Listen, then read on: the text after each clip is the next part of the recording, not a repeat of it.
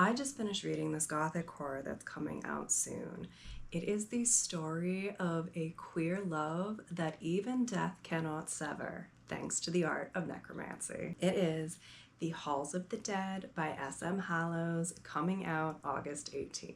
Many believe necromancy to be a wholly evil practice, but Irene and those close to her know better. They're able to recognize the practice for what it is, an intertwining of love and faith. When the woman that she loves is executed for partaking in their craft, Irene and her husband do what is believed to be impossible. They bring her fully back from the halls of the dead in body and soul. If anything, Agnes comes back as more than herself. She's brought back an insatiable hunger for meat. Irene is terrified by this because she has failed in the past and the results were absolutely devastating. But she is going to do absolutely everything within her immense power to get Agnes back the way she was before. This includes every spell that she and her husband know. They have books at their disposal that used to be necromancers that contain every spell that those necromancers knew. If that's not enough,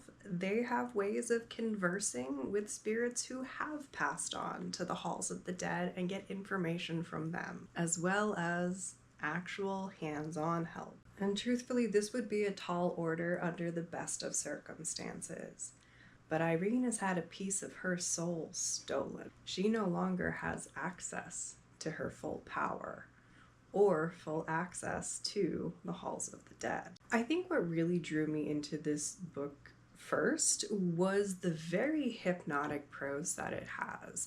I don't think I've ever highlighted so many lines sheerly for their beauty and poignancy. This is the kind of prose that borders on poetry. It's the kind of prose that will punch you in the gut occasionally and then soothe any pain away on the next page, which is the perfect tone for these characters and the story that they live through. Because there is absolutely overwhelming beauty to it, but there is also a lot of pain.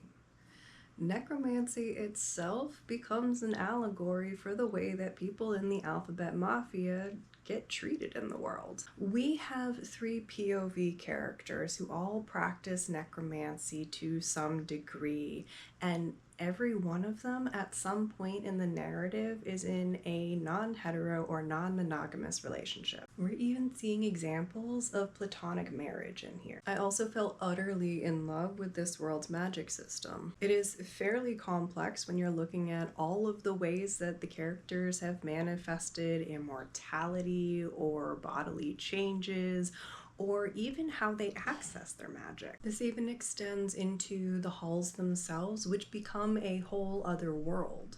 I loved seeing how all of those different pieces interlocked, and I loved that the author not only showed us how they work within the system for the practitioners, but also an alternate version of it, which is the perception of outsiders. Non-practitioners have their own theories and they behave accordingly. And finally, I will avoid spoilers here, but I want to say that the foreshadowing here is just immaculately done.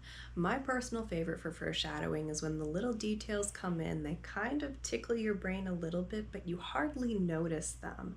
And it's not until you have that final twist, that final reveal where all of those pieces click into place and you see how much foreshadowing there actually was.